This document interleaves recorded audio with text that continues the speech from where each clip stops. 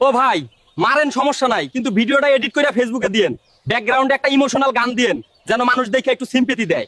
গ্রামের পাশেই এক বিশাল বিল, চারদিকে হলুদ হলুদ সরিষার ক্ষেত।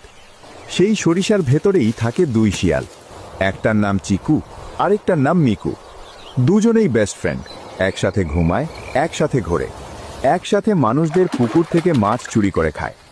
একদিন সরিষার ক্ষেতের ভেতর বসে চিকু বলল, ভাই মিকু, আর কতদিন এই ঠান্ডা পানিতে নেমে মাছ ধরব? মিকু মাথা চুলকিয়ে বলল, চিন্তা করিস না, আমার মাথা ছোট, কিন্তু প্ল্যানটা জব্বার চাচার হাঁসের মতো মোটা। চিকু বলল, গ্রামের জব্বার চাচার হাঁসগুলো নাকি এত মোটা, দেখলে মনে হয় হাঁস না, এ যেন আস্ত একটা কুল বালিশ।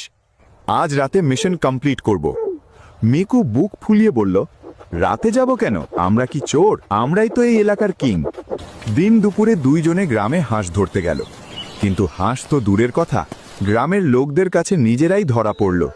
গ্রামের মানুষ গাছের সাথে বেঁধে রাখল দুজনকে। ভয়ে কাঁপতে কাঁপতে চিকু বলল, আমাদের ছেড়ে দাও, আমরা আর চুরি করব না, আমরা ভালো হয়ে যাব, আজ থেকে আমরা ভাত খাবো পিওর ভেজিটেরিয়ান। মানুষ দয়া করে ছেড়ে দিল।